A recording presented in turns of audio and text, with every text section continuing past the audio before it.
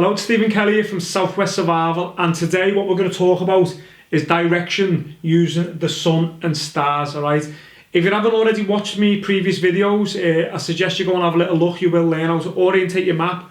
You're going to learn map marginal information and so much more. This is going to be our 4th episode now, and hopefully you're getting some great value through it so far. So let's move on to our next lesson.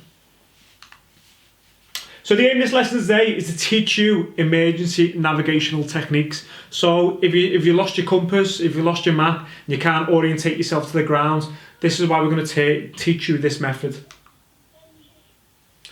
The sun or stars, when visible, can be used to find direction when no other means are available, like I've just talked about. These are emergency aids. So using the sun to find direction.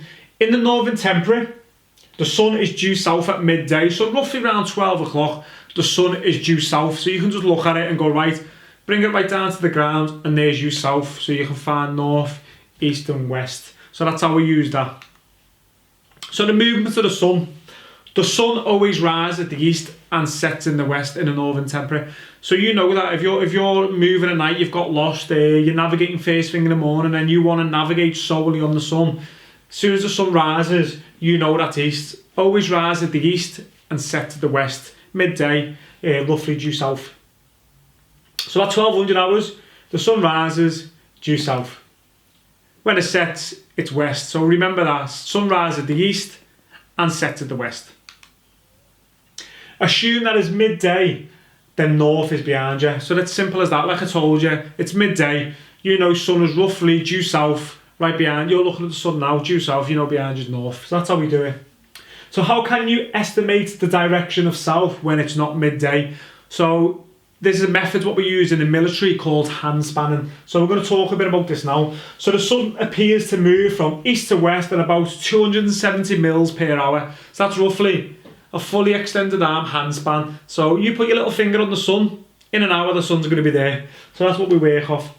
So this is roughly the angle covered by an outstretched handspan, and when your arm's fully extended. So imagine now, it's 9 o'clock in the morning and you want to find south. So you see the sun, fully extend your arm, put your little finger on the sun. 10 o'clock the sun's going to be there. 11, 12, there's south. So that's how we use it. Now say it's past 12 o'clock, you want to go backwards. So say it's 4 in the afternoon. I'm going to put this hand, my little finger on the sun.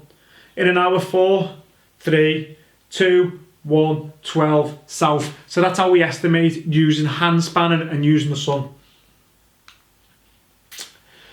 So if the time is 1000 hours, then south is 2 handspans right of the sun. So 10 o'clock, we need to go right. If it's 2 o'clock in the afternoon, we need to go 2 handspans left. So if the time is 1500 hours, then south, that's 3 handspans left. So look at me jumping ahead of the gun and getting excited over this lesson. So that's how we use handspanning. If it's before 12 o'clock, we're going to be going right. If it's after 12 o'clock, we're going to be going back left towards, to bring it back to south. In the Northern Hemisphere, to find south. So what if it is British summertime BST? So you all might have heard this now, where we put the clocks forward, we put them back, so on and so forth. So if it is British summertime, to use the summertime, all you're going to do is subtract 1 hour from the show and clock time. That is it. That's all you're doing. You're subtracting 1 hour. It's easy as that.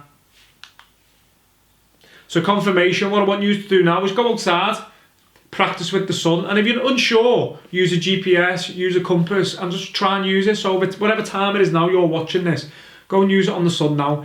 If it's 10 o'clock in the morning, you should be doing 2 handspans right, and just check it with your compass. If it's 3 in the afternoon, go 3 handspans back to 12 o'clock and check with your compass, and it's going to give you roughly due south. Like I said, this is an emergency navigational aid. I'm not saying that it's bang on south, but you're going to get your arc of south if you need to orientate yourself, and that's what you can do. So go outside now and have a little practice.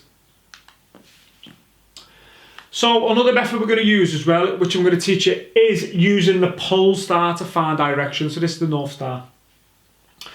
So the pole star does not move in the sky and always gives the direction of north. It doesn't move, it's always there, and it'll always give you the direction of north, like it says there in my presentation.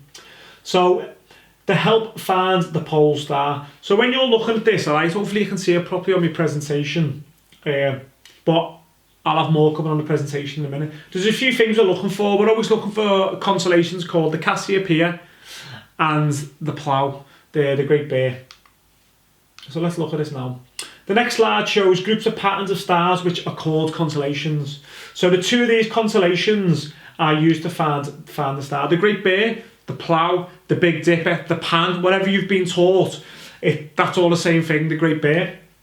And the Cassiopeia, the Lazy W, the Crooked W, whatever you've been taught it. But they're the two constellations we use to find the pole star at night.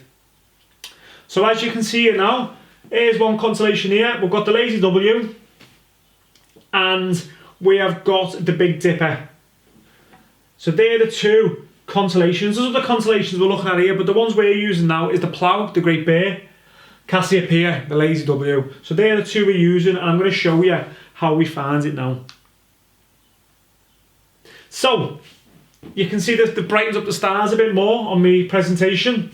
And all we're doing when we're looking for the North Star is, imagine a Plough now, the Great Bear. The last two stars of your Plough, alright, the Great Bear, the Pan, the saucepan, whatever you want to call it, the last two stars, you want to think of that space and imagining it 4 times on that direction. So you go 1, 2, 3, 4, and there is the North Star on this constellation. That is the North Star. And how we confirm it is, on the Lazy W, you should be able to draw an imaginary line from the crooked part of the W all the way through, and it should hit the end star on your pan. And that's how you find the North Star at night. And this is quite accurate as well. If you've got a clear sky, if you're watching this at night and you've got a clear sky, I suggest you go out into your garden now, have a look and try and use this method. But yeah, you've got your Great Bear, your Plough, your Pan, and your Cassiopeia, your Lazy W, your crooked W. Imaginary line straight through the end of the pan, all the way through to the crooked side of the Lazy W, and that's how we confirm it. Or use the end of your pan, the last two stars, imagine that space 4 times, 1, 2, 3, 4, and that's how you find the North Star. Let me know what you think, alright? Let me know if you've tried it, and comment below on this video. So here's a couple of slides, I'm going to close the curtains over, I'm going to let you look at them now and see if you can find the constellation. And if you can't see it, ask some of your family and friends to look for it. But what I'm going to show you now, if you can't see the constellation, here, that's the way the Lazy W is. This is for you to look now. That's the Lazy W. Sometimes you might not see, sorry, that's the Plough. Sometimes you might not see the Plough or the Lazy W. You might see one of them. So this is showing this method. So as you can see here, here's the Plough, the Great Bear. Think of the last star 4 times. 1, 2, 3, 4. Here we go. That is the North Star. Can you see the Lazy W on here? Let me have a look. I can't see the Lazy W on this one. Covered up. The weather, so on and so forth. Right, another one. Can you see anything on this?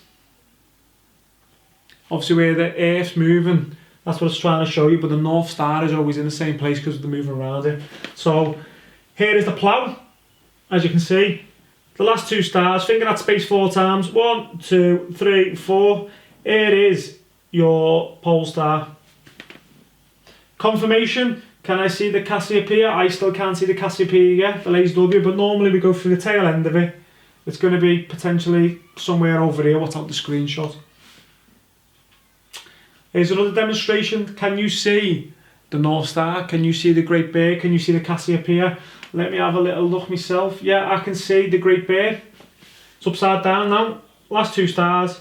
1, 2, 3, 4. Here's your North Star. Can I see the Lazy W? No, I still can't see the Lazy W. Here's another one.